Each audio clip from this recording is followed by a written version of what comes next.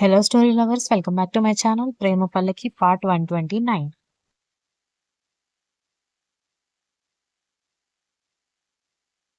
వంశీ ఇచ్చిన షాక్ కి సత్య, దితి ఇచ్చిన షాక్ కి శక్తి ఇద్దరు నీళ్లుక్కుని పోయారు.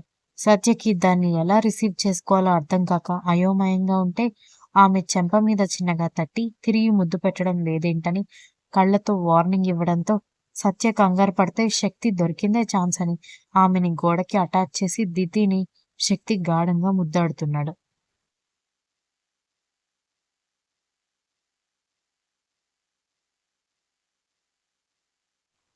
చిన్న ఛాన్స్ ఇస్తేనే అల్లుకుపోయే శక్తి గురించి తనకి తప్ప ఎవ్వరికీ తెలీదు కాబట్టి ఇప్పుడు అతనే ముద్దు చేస్తూ ఉండడంతో కంగారు పడి బాబోయ్ గేట్ దగ్గరే కాపురం చేసేలా ఉన్నాడు. ఇప్పుడేం చేయాలి అని అనుకుంటూ కంగారు పడుతూ ఉంటే ముద్దు గురించి పట్టించుకోకుండా ఏంటో ఆలోచిస్తున్న ఆమె నడుం పట్టి మీదకి లాక్కున్నాడు.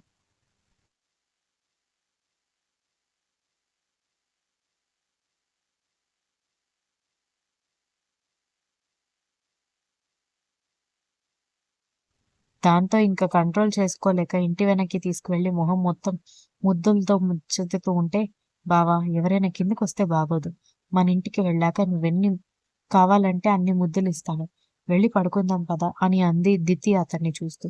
అందంగా ముద్దుగా ఉన్న ఆమె పెదవులు మెరుస్తూ స్ట్రీట్ లైట్ వెలుతురులో అందంగా తళుక్కుమంటూ ఉంటే మరొకసారి అందుకోవడంతో తన భావని అస్సలు ఒప్పించలేనని తెలిసి అతని మెడ చుట్టూ చేతులు వేసింది.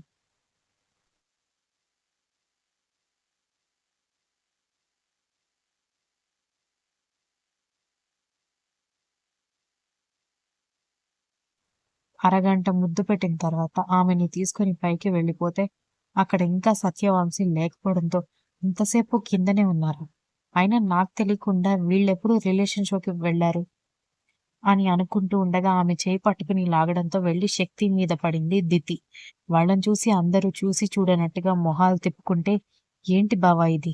ఇక్కడ ఇంతమందుంటే నీ అల్లరి మారదా అని తిడుతూ ఉంటే అందరూ నిద్రపోయారు కానీ నువ్వు సైలెంట్‌గా పడుకో అంటూ ఆమెని దగ్గరికి తీసుకొని ఎప్పటిలాగా అల్లరి చేస్తూ ఉండిపోయాడు.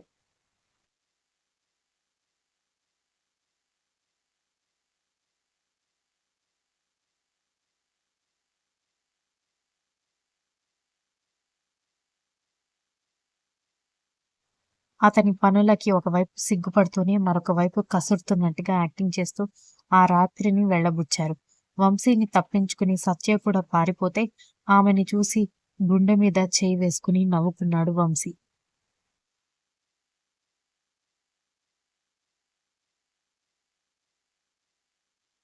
ఉదయాన్నే మేము ట్రైన్ దిగామని సిద్ధు వాళ్ళు ఫోన్ చేయడంతో వీడు నిజంగానే వచ్చాడే, కొన్ని రోజులైనా బ్రతుకుతాడని అనుకున్నాను కానీ నూకలు చెల్లిపోయాయన్నమాట అని అనుకుంటూ రైల్వే స్టేషన్‌కి వెళ్లి సిద్ధుని, సిద్ధు భార్య రమణి, ఇంకా వాళ్ళ కొడుకు శత్రువుని రిసీవ్ చేసుకుని ఇంటికి తీసుకొచ్చాడు ప్రకాష్.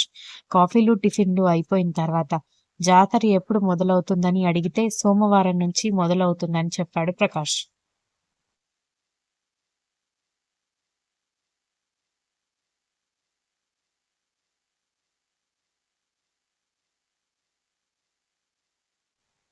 వీరికి మెల్లగా విషయాన్ని లీక్ చేసి పార్సెల్ చేస్తే పూర్తిగా పార్సెల్ చేయండి. వాడు గాని బ్రతికి వాడిని అందుకే రప్పించానని డౌటొచ్చిందంటే మాత్రం నన్ను చంపేస్తాడని ప్రకాష్ బ్రతిమాలాడు. ఇంటి ముందు కూర్చుని బాతాకానీ కొడుతున్న మనవళ్ళు, మనవరాళ్ళని మొహం చిట్లించుకొని చూసి మీరసలు వయసులో ఉన్న కుర్రాళ్ళేనా అనగానే అదేంటి తాత ఒక్కసారి అంత మాట అన్నావు? అన్నాడు వంశీ. మరి మీ వయసులో నేనున్నప్పుడు వెళ్తే కాలేజ్‌కి వెళ్ళేవాడిని. లేదంటే ఊరంతా బలాదూర్ తిరిగి అన్ని పంచాయతీలు మేమే తీర్చేవాళ్ళం.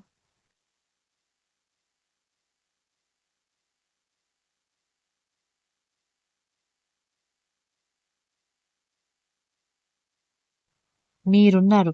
ఊరికొచ్చినప్పటి నుంచి నత్తల్లాగా ఇంట్లో కూర్చొని బయటికి వెళ్ళరేంటి?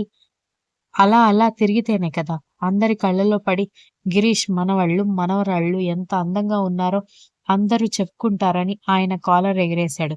ఓయబ్బో! ఇంతసేపు పిల్లల మీద ప్రేమ అనుకున్నాను కానీ తమరి పేరు ఊరంతా గుర్తు చేసుకోవాలనా ఈ తాపత్రయం? మీ తాత అలాగే అంటాడులే. అసలే గిల్లితే పాలు కారేలా ఉంటారు.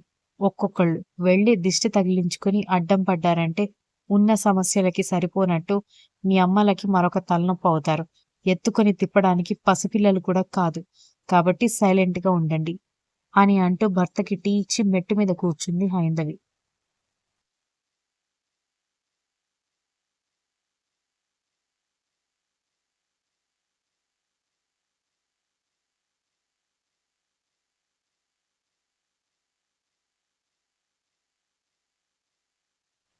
తాత అంత ముచ్చట పడుతుంటే, మేం మాత్రం కాదని ఎలా అంటాం నానమ్మ అంటూ చింటూ లేచి నిలబడ్డంతో మిగిలిన వాళ్ళు కూడా లేచి నిలబడితే, వద్దని చెప్తున్నాను కదా అని హైందవి కోప్పడుతున్నా అందరూ బయటికి పరిగెత్తితే గగన మాత్రం అక్కడే కూర్చుంది.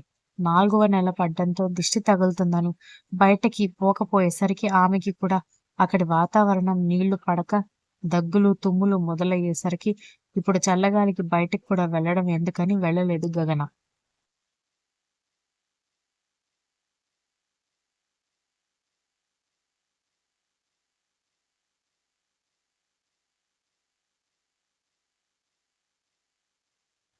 అబ్బాయిలు కాస్త ఫాస్ట్‌గా నడుస్తుంటే, అమ్మాయిలు ముచ్చట్లు పెట్టుకుంటున్నారు.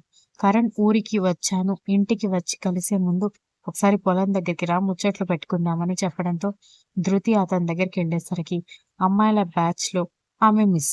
నన్నసలు మిస్ అవ్వట్లేదు అని 2 అడుగులు దూరంలో నిలబడిన ఆమెని మూతి ముడుచుకొని అడగడంతో ఎందుకు మిస్ అవ్వలేదురా మగడా. కానీ ఇది పల్లెటూరు. పైగా మా అమ్మమ్మ, తాతయ్య, నానమ్మ, తాతయ్య ఊర్లో అందరికీ బాగా తెలుసు కాబట్టి, మీ మనవరాలు పొలం గట్టు మీద కనిపించిందని ఇంట్లో చెబితే చండాలంగా ఉంటుందని ఆలోచిస్తున్నాను అంది ధృతి.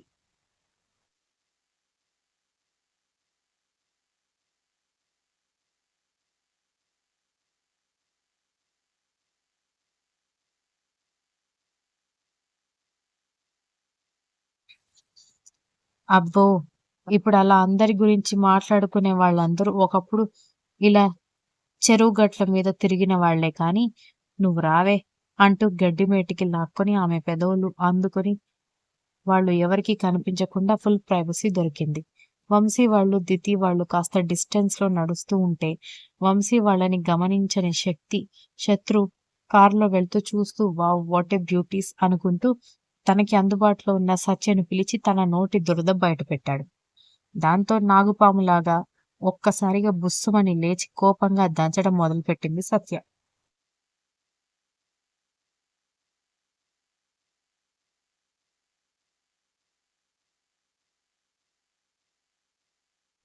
దితి, చందు షాకయ్యి ఏమైందని అడుగుతూ ఉంటే, ఈ ఈడియట్ వీడికి నోటి దురద బాగా ఉందని కోపంగా అంటూ రోటిలో దంచినట్టుగా దంచడం మొదలుపెట్టింది.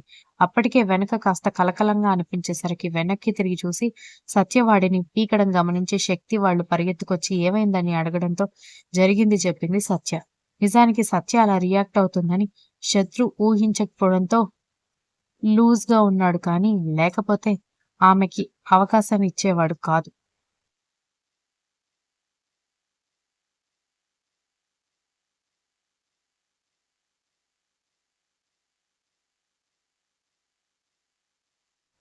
శక్తికి కోపం కట్టలు తెంచుకుని ఉంటే అతను రియాక్ట్ అయ్యే టైంకి వంశీ రియాక్ట్ అయ్యి, "ఇదేం మాయరోగంరా నీకు? అంతగా దురదగా ఉంటే ఇంట్లో పెళ్లి చేయమని అడగొచ్చు కదా!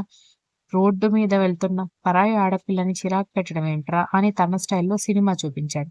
చింటూ, ఆదిత్య కాసేపు సైలెంట్‌గా ఉన్నా వంశీ కోపం ఆగేటట్టుగా లేకపోయేసరికి ఇంక చాలు అని ఆపేసి, ఇంకొకసారి రిపీట్ చేస్తే భూమి మీద నౌకలు లేకుండా పోతాయని తిట్టి, పదండి ఇంటికి వెళ్దామని తీసుకుని వెళ్ళిపోయారు.